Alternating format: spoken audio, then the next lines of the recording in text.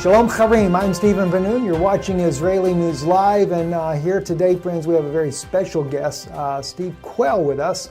And you know, we've been getting into this subject about the Nephilim, or the fallen angels, the Raphaim, the different types of giants that are on the earth. And of course, as I mentioned to you several times here recently, looking at the prophecy that Jesus says in Matthew 24, is that it appears that we are going to have a repeat of these giants coming here in the last days. As Jesus clearly says when he talks about the wars, rumors of wars, the nation against nation, kingdom against kingdom, that was only the beginning of sorrows.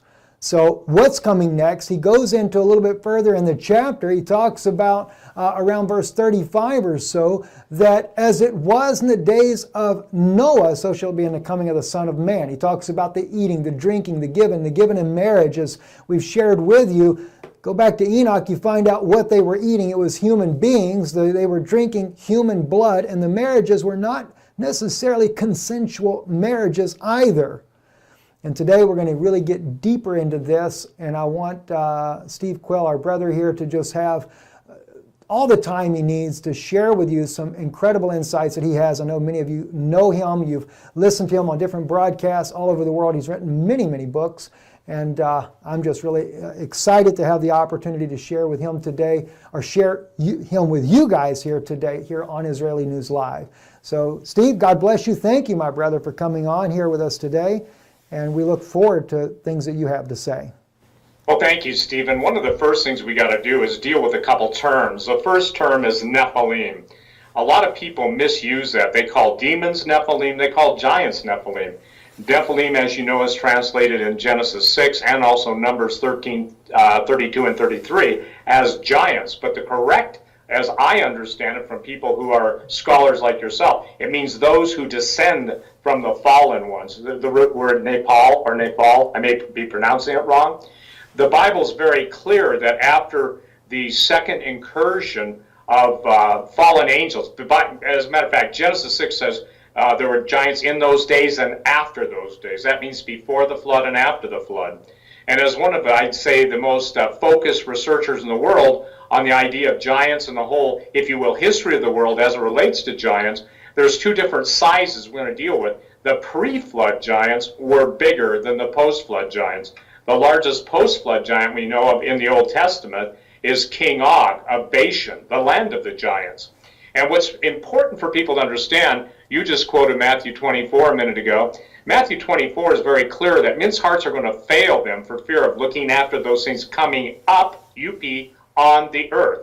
We know in Matthew 24 it's coming up on the earth, and in the book of Revelation it's coming down on the earth. Woe unto you, inhabitants of the earth, for your enemy, or the devil, has great wrath, knowing but his time is short. And I think to put this into perspective, people have got to understand, we are not talking about large human beings, of which many of the circus freaks were, and they may have had a glandular disorder, but we're talking about historic reality and people and those giants whose bones are even with us today. And Stephen, you can put up the giant skull that we'll be displaying at Branson at the True Legends Conference this year in September. But I think it's critical that people understand we're not talking about just something in a fantasy book, a fairy tale. The book of Enoch, Dead Sea Scrolls, the book of Giants, Dead Sea Scrolls, all the different ancient writings deal about this. And so here's one of the things that I want to clear up right away. Nephilim, and this will help people with clarity, are the fallen angels, and those are the progenitor of the giants. The giants, from that point on, after the flood of Noah, are referred to as the Raphaim, the Rapha. They're even referred to, as you and I were talking before we went on the show today, that the dead, shall the dead rise to praise thee.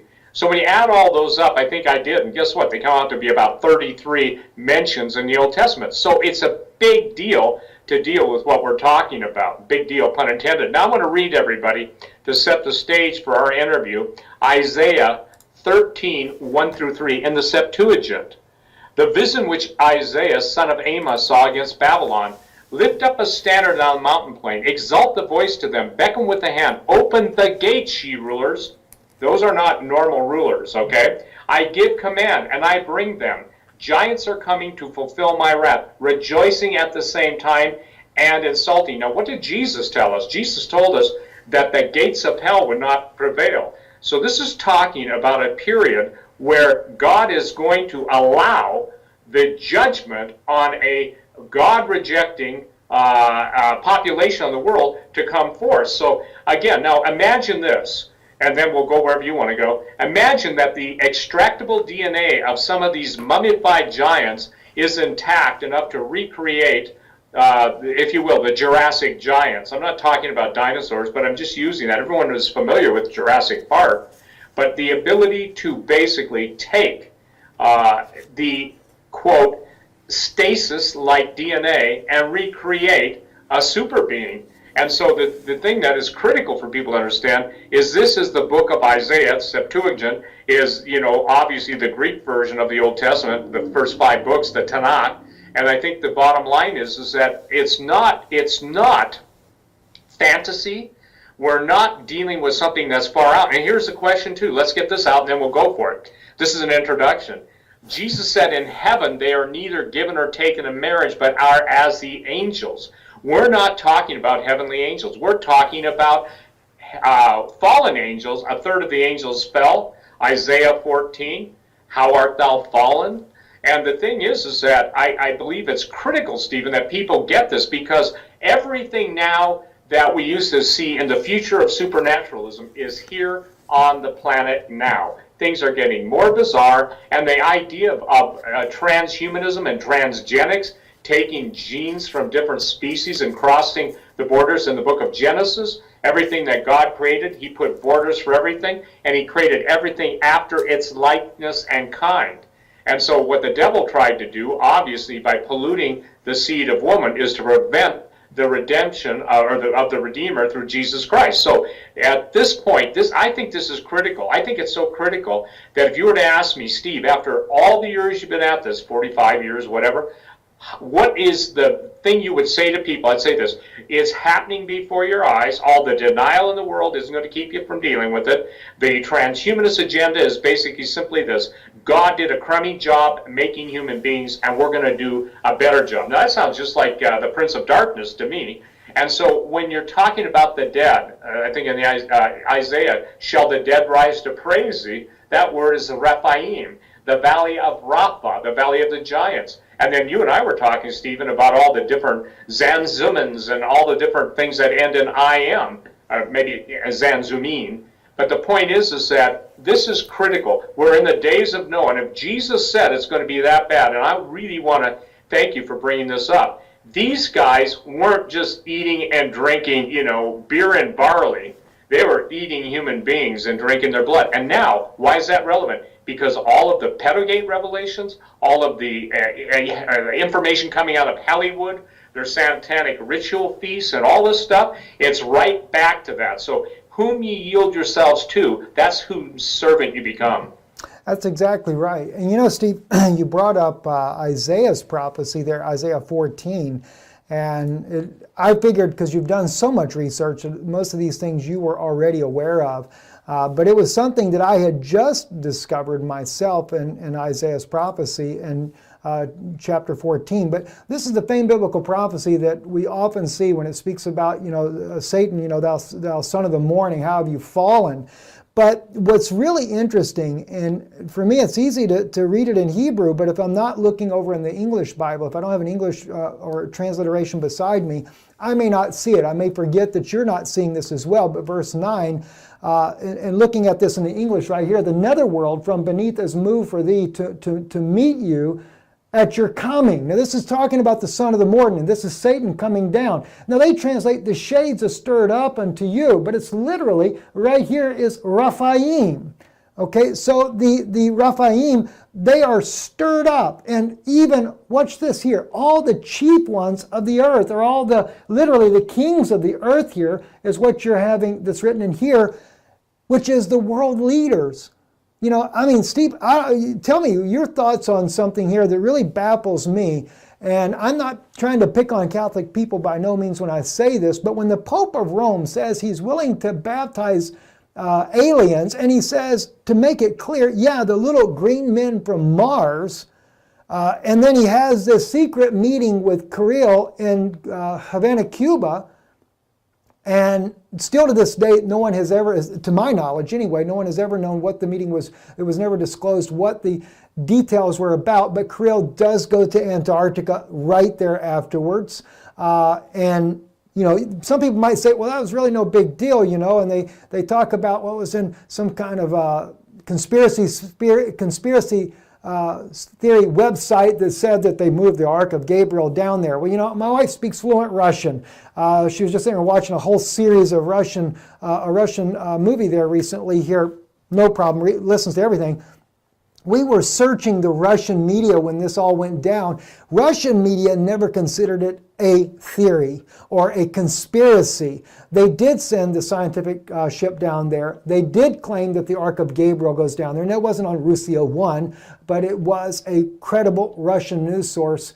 And these things did happen. So Quayle goes there. John Kerry goes there. All these things happen here, but I can probably get way off here. But my point is that when we look here at Isaiah 14, Yeshayahu, we're looking at this. What's really interesting is that he's talking about the Rephaim coming up once again. And they were clearly, as Steve has pointed out to you here, they were clearly on the earth. We know this. This is what Joshua, it's what Moses even fought against these giants. The children of Esau did. The children of Lot were fighting against them. David as well, all the way down through the time there. So Steve, if you can elaborate a little bit about this, because we're looking at world leaders that are involved in this.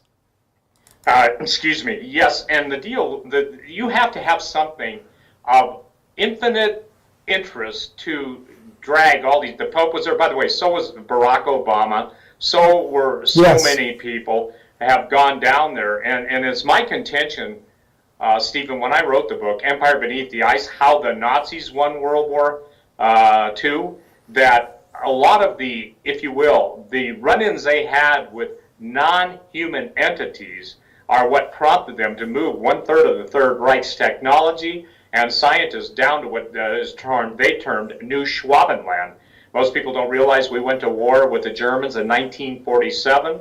Admiral Byrd led the flotilla, and according to eyewitnesses, including Russian spy ships, even in that day, we got our heads handed to us on a platter with flying saucer technology. And remember, this is 1947, the same year that Roswell happened, and there's a whole lot of science behind the statement. Now, isn't it interesting? You brought up the Pope baptizing aliens. First of all, Jesus Christ, the Messiah, died for those creating the image and likeness of the living God, the seed of Adam and Eve. The Bible's very clear about that. Even the fallen angels, as you know, you refer to the book of Enoch, the Gregory, are in hell. They're singing to God for forgiveness. And God says to Enoch, don't pray for them. They should be praying for you. And the point that I'm trying to make in this is Antarctica will be brought forth. Now, when I wrote that book 2 years ago, I said, you watch the headlines fill with news on Mars. Because how they're going to spin this is the aliens created us, that basically they gave us God in their image, not being created in his, and that they're going to provide a celestial salvation based on technology and intervening in human affairs so that we don't, kill ourselves off. Now, first of all, the Pope is wrong. I'll say it again. The Pope is wrong. The Pope is wrong. The Pope is wrong based on the Bible. But this entity, the Pope, has done everything he can. Again, I'm going to go on record. I have Catholic friends. I'm not talking about believers, Catholic believers. I am specifically talking about those who have made the statement. Some of the smartest astrophysicists in the world believe this. Tom Horn has interviewed a couple of them. And the thing that is preposterous to me is the fact that something so anti-biblical could even be put forth as being a biblical precept, that aliens can be baptized. That's the same thing as saying that you move over the 12 disciples, Lucifer wants to become the 13th disciple. Oh, and by the way, that brings me to why Malachi Martin was murdered, the famous Catholic theologian. He was a very bright man. I think your wife speaks 5 languages. Yes. Malachi Martin spoke, 11 to 12, or maybe even as high as 16. But when he started writing his books, The Keys to This Blood, The Final Conclave, he started talking about the 13th chair that Lucifer literally sits in. Hence, there's a lot of superstition with the number 13. By the way, that's why he was murdered. He didn't just die, he was murdered. Yes. So when people start to die, you got to ask yourselves, what were their leading themes up until the point they died? And now we're Murder Inc. in this country, in every country of the world now. It's Murder Inc. And God is absolutely showing, in my opinion, the sins of America, the sins of its leaders, and now nations that once held us in respect hold us in contempt. I believe the prophet Jeremiah said that you become a hissing in the nostrils of the nations around you. So the reason they're all headed down to Antarctica is to see something. There is a power source coming out of Antarctica. I don't mean a conspiracy source. I'm talking about a measurable amount of energy changing the oceans, changing the waves, changing the weather. And again, when the Antichrist comes on the scene, he will have power to call down fire from heaven. Well, now we're seeing, just in the last week, maybe you've dealt with it, but we're seeing literally a particle beam or directed energy beam weapon being so concise that you can't argue with it. It's not lightning.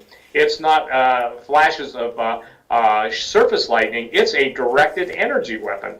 So now we've got the issue that Satan himself is going to he demands one thing. He demands worship. And what's tragic to me is that the entire movie industry has been preparing people for this day, the advent, the revealing, the other words, the initiation, the Luciferic initiation. So, Steve, real quick, not to really interrupt, because I don't like to do that, but I'd forget the thought, sure enough.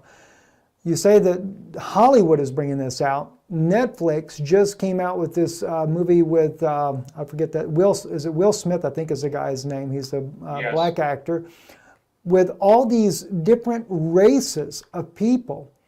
And I said, I'm sitting there seeing this preview, and I told my wife, I said, are they not trying to prepare you? I sat down and watched it. I wanted to see what it was about. And the one thing that caught my attention was when these, I don't know what they considered themselves, I forget the names of it, but they said, we've been warring against them, or we defeated them 2,000 years ago. Steve, they're definitely trying to get the minds of the people ready. And I think even with the children, they're trying to get the children to accept what's coming. Oh, absolutely. And, here's the thing. If I could find any human being that doesn't find that it's not disgusting or won't speak up against it, I could probably find the whole Christian church, and I don't believe many synagogues are speaking up against the rabid cannibalism, the rabid child sacrifice, the drinking of blood. And listen, when they brought the temple of Baal, how do you pronounce it, Baal or Baal? Some people pronounce it Baal, Baal. Steve, that's funny. Is so many people get so worried about how you pronounce it. It doesn't really matter. English pronounces it Baal, I believe. And that's yeah. Hebrew doesn't matter. Baal is how you would say it in Hebrew, but that doesn't matter. Yeah, I hate getting stuck on the names. There's too many people. Yeah, I mean, I say Yeshua because I'm Hebrew, but Jesus is. There's nothing wrong with Jesus either. It doesn't matter which language. My wife used to say, Jesus or something like that from her country. He knows what they are. So yeah. Well, yeah. The only reason I refresh everyone's memory with that is they are having Canaanitish religious ceremonies in the United States. Now think back a couple of years, Stephen. Before that, we had Anubis, the Egyptian god, being paraded from New York to Denver, Colorado. And before that, we had the crystal skulls of the Mayan priests. So what escapes most people is, thou shalt have no other gods before me, still stands in the Ten Commandments. Yet we have allowed foreign gods, and foreign gods are, let's say, charged with one thing: to take the people of God eyes off of the living God. And therefore, we're going to reap the whole destruction of Deuteronomy 28, in my opinion. We are already. That's a very good point too, Steve, because something I've been dealing with on the news here recently, more so, is because of the war that we're doing in Syria. And it goes perfectly in line with what you're talking about, because we have to back up and find out what happened in Israel. For example, why did the house of Israel go into captivity to begin with? It actually goes back to a prophecy that Jacob's father-in-law, Laban, actually made. And Laban He says this when he overtakes him, and oddly enough, in the right there, it's actually today, that is considered, oh gosh, what is it called there again? Gilead. Gilead is in northwestern Jordan today. It was part of where the tribe of Dan was, but that was also where Bashan, where the giants were living at that time. But that's not the point. Anyway, Laban made this odd prophecy, and most people never recognize it as a prophecy. He says to Jacob, if you take any other wives other than my daughters unto you, or if you afflict them in any way, God be a judge. Though we be apart, God be a judge between you and me. Now that never happens until Ahab marries Jezebel. That is the first time of the break in the kingly line there, that it comes down. Ahab brings in Jezebel. She's a Zidonian. Her father is the king of the Zidonians, and they are part of the Rephaim. They're part of the giants of that time there. And that brought not only idolatry and the worship of Baal in, but it also brought that worship, satanic worship of these giants to begin with. It's just exactly what Satan wants. And even in today, we have the same thing happening again today in Israel. So as to your point, and we see with America this exact same thing, because what is America? Many of the descendants of the house of Israel live here, I mean all over the world, but here as well. And when we brought in Baal, we bring this in and we parade it around the country, it's the demise of our nation. And I think that's the hardest thing for people to reference, because they can't equate cause and effect. And because Christians don't read their Bible, and I know a lot of Jewish people that don't read their Hebrew Bible, or the Torah, the Tanakh. The thing is that they're unfamiliar with the very character and nature of the living God. God is holy. That word has no contemporary reference, nor do people understand it, I believe, anymore. He's separate, distinct, totally, though he created creation, he is above it all, and blessed be the name of the Lord. What do the cherubim and seraphim do? They fall down and they cry, holy, holy, holy, Lord God Almighty, which is and was and is to come. And Jesus made it clear that call no man holy, save your Father which is in heaven, because the Catholic Church picked up on it, called the Holy Father. Well, I got news for you. They need to redirect their attention. Again, that's not Catholic bashing. The Scripture is clear, and at the end of the day, Stephen, the power of hell has so blinded the eyes of those who used to see, has so deafened the ears of those who used to hear, and has literally kicked the feet out of those who used to walk proclaiming that righteousness. And you're 55, I'm 66, but there's a generation that's growing up that knows not Joseph. There's a generation that's growing up that is absolutely terrified of Jesus, because all they've heard is he's a bad guy, because the video games portray Jesus. And the thing that's astonishing to me is how much now, and by the way, I've never played a video game in my life. I read the summaries of them, but it's all going supernatural, it's all going evil, and it's literally talking about the kingdom of hell reigning on earth and not the kingdom of God. So we're in for a battle that is going to be beyond my ability, and I believe that only God can give an understanding. What we're doing is so critical, because by giving people the understanding of the Rephaim, the Nephilim, and let me use another word, demons. A demon is a disembodied spirit of a giant. They wanted to go into the pigs when Jesus cast them out of the Gadarene demoniac. And notice this, they absolutely were terrified of the deep. And they said, have you come to torment us before our time?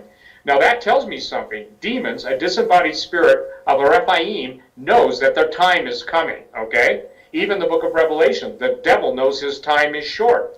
For the elect's sake, God is speeding up the days, so, or there'd be no flesh left alive. So the words that I really want people to understand, again, is transhumanism and the hybrid age. I think that it's important for people to understand that Noah was the only one who was not genetically contaminated, Noah and his immediate family. They weren't morally perfect. We know how the story goes. But had God not spared them, he would have had to start over. And by the way, when Moses was given that opportunity, and I tell people, if I'd been Moses, I would have had a hard time, saying, well, Lord, I think you should have just done it, but that's okay. It's not okay. That's not what God wanted. But Moses had the heart of God in that. But I think it's important that people understand all of the fantasies, all of the science fiction, no matter what genre. I'm a film major. I graduated from motion picture production in 1973 or 74 from MSU, a really good film school in both motion picture production and still photography. And our duty was to basically understand from the very beginning of film all the way through and to be able to articulate and identify the themes of that art form. Remember, Marshall McLuhan made this statement: it's not a message within the medium, it's the very medium that is the message, i.e. Orwellian telepresence. I was just in Costco the other day, and I can't explain how weird it was. I've been in Costco, but standing around the biggest TV screens in the whole store. I mean, these are big ones, 70, maybe, I think the biggest was 80 inches. Maybe 78, it was something, the biggest one. So many people stood there transfixed, just looking at the screens. And there's so much science, there's so much technology. I remember when we first started talking about smart TVs, that they're spying on you. You would have thought that you just basically, slandered some guy's wife or mother in a most scathing way because they didn't want to believe it. Then Samsung comes out and says, hey, your bedrooms aren't safe, cover your TVs. Samsung. So what I'm saying about this is that the telepresence is bringing bringing instances and images of monsters into most people's bedrooms and lives, and they think, oh, it's just cute. The reason they're doing that, and you just mentioned it, Stephen, is to soften up people. So when the real day appears, and I believe the Scripture's admonition is we cannot be, let's say, unaware of the techniques of the devil. There's a couple of things that I've kind of made myself notes on already. Backing up just a little bit, because I want to get to the television screen as well. But the transhumanism, and this is something that my wife is really big into. She's a medical journalist. She's a nurse midwife. She studied at doctorate level for naturopathic medicine. She interviews doctors all over the world, etc. She's really gotten in. She did a lecture on transhumanism in Atlanta. Got a standing ovation, Steve. I wish I was as smart as her, but it's okay. I'll keep my Alabama redneck self. Hey, it's a smart man that marries a smarter woman. It's not the other way around. There you go. That's right. So anyway, the thing about transhumanism that really got my attention, because one thing that Jana has been really focused on, she had interviewed Harold Kausvilla, the German scientist from Germany. He actually came to Prague, where we lived for the last 3 years. And Harold talked a lot about the nanobot technology from the chemtrails.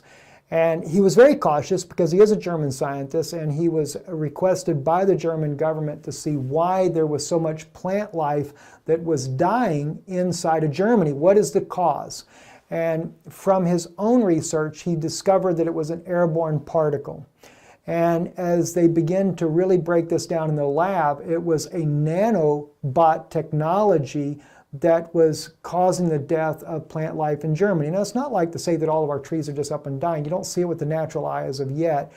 But Harold goes into how this is affecting the human body.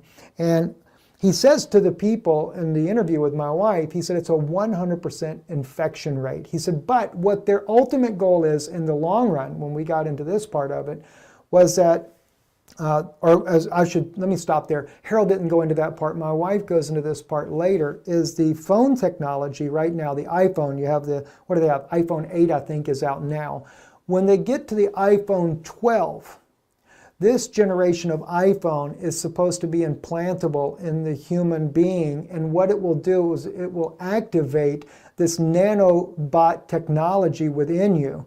And the first thing that came to my mind when my wife spoke about this was I could not help, Steve, but think about how that Jesus says, or let me take it back. I'll just quote the scripture, just paraphrasing from mine, because I didn't even think about this to start with, that I would speak about this, but that Satan wanted to be worshipped as if he were God. He was going to sit in the temple of God and be worshipped as if he were God. That was his desire before he was cast down to earth. Maybe that's in Isaiah 14 for all I know.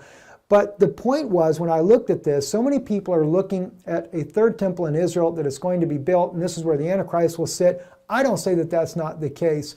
But my point when I look at this, if Satan wants to be like God and be in the temple of God, and then we know the scripture plainly tells us that the Most High dwelleth not in temples made with hands, but a body hast thou prepared for me. Now, of course, it is a prophecy of Jesus with him coming, but it also is a reflection of the fact that Satan doesn't desire to go sit in the concrete building so much as he wants to be in your body.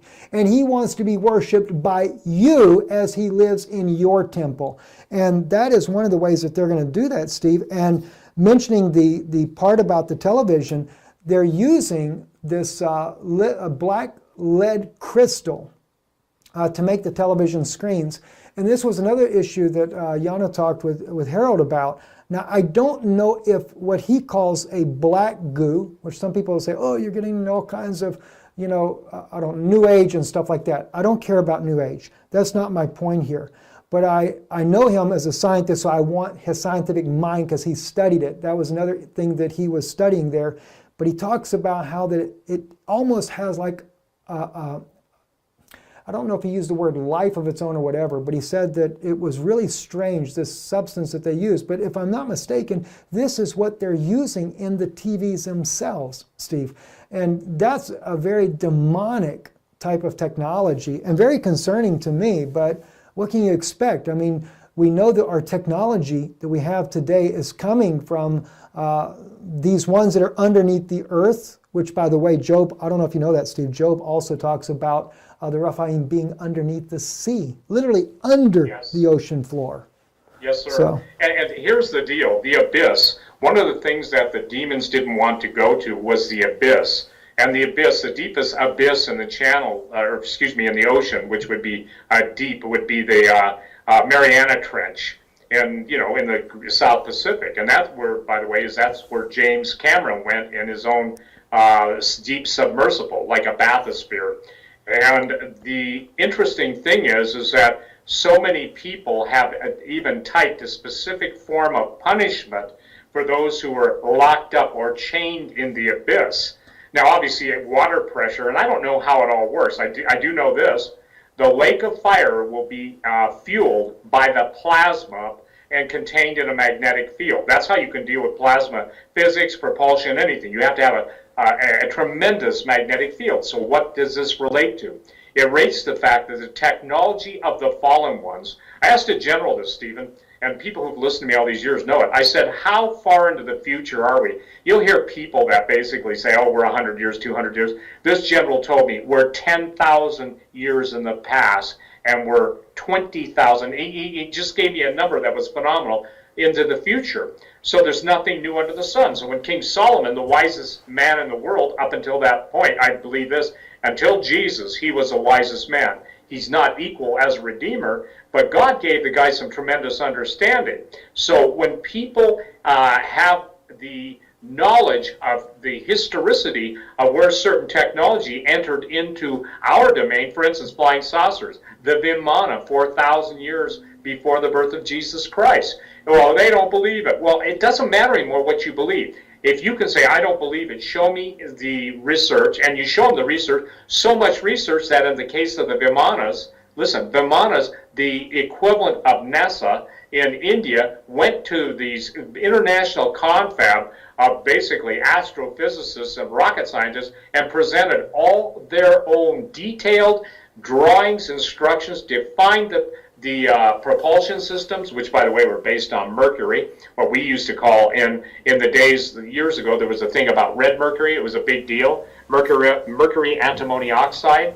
And mercury antimony oxide can only be created in like a particle accelerator. It has to be created through the processes of subatomic infusion.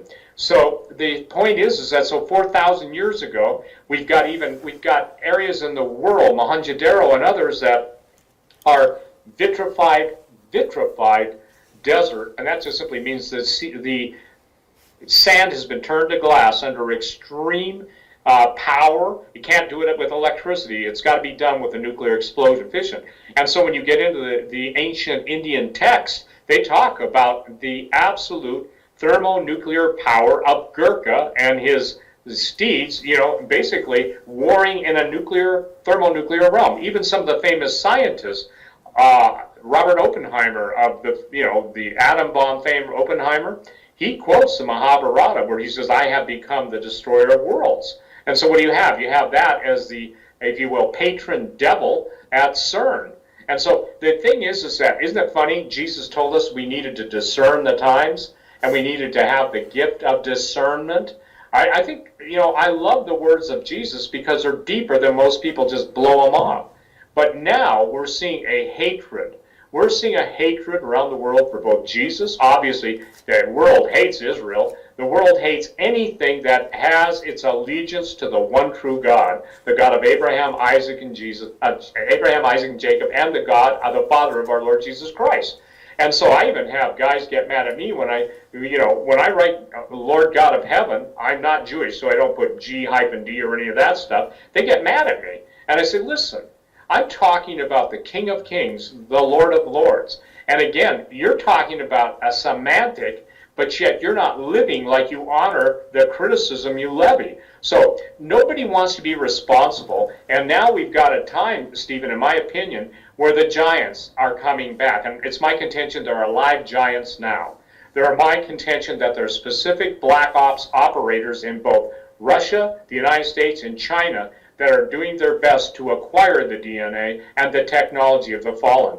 In my company, Gen 6 Film Productions, Timothy Alberino, the writer and director of the DVDs, we have so many detailed accounts, eyewitness accounts of people digging up skeletons.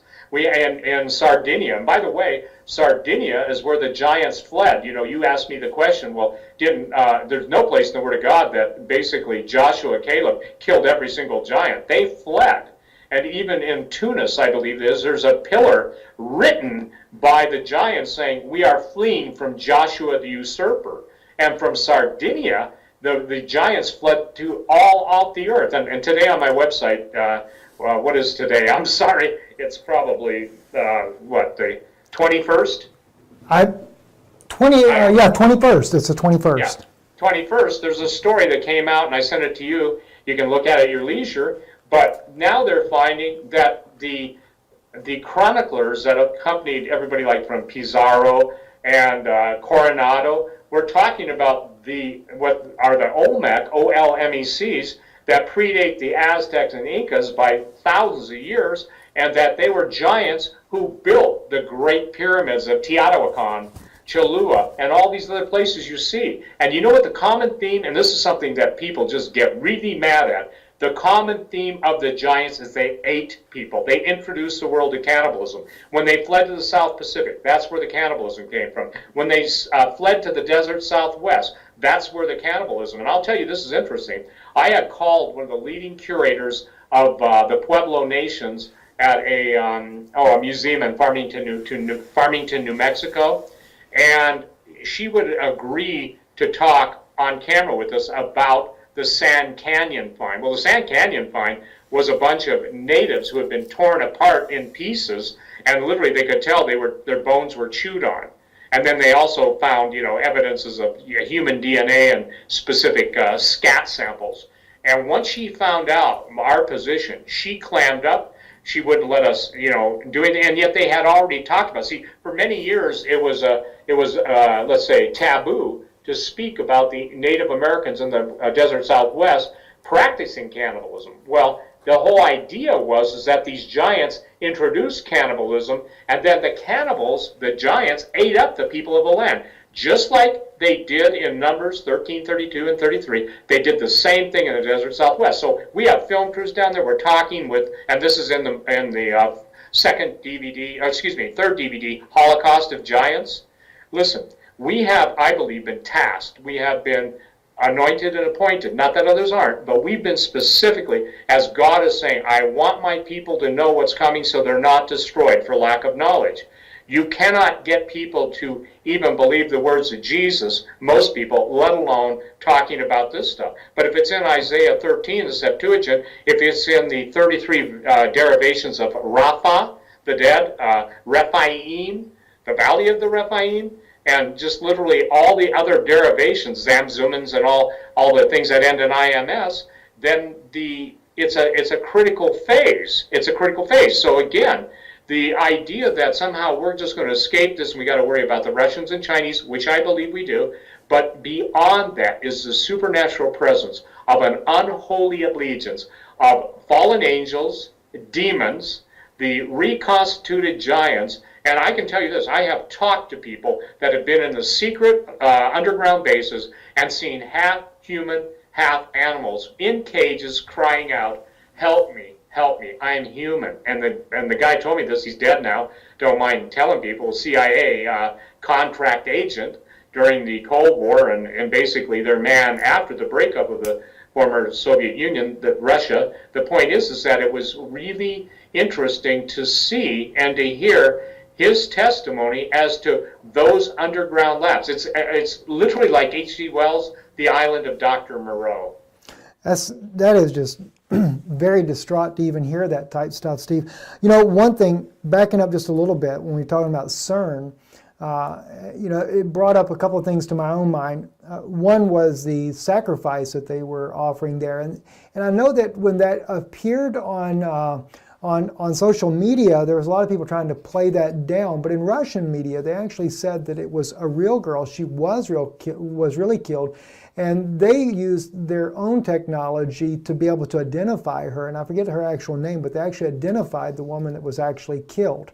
Also, another thing about the issue about CERN was Harold Kautzvilla shared with me that they tried desperately to get him on board with that project, but he even said to me it was very demonic.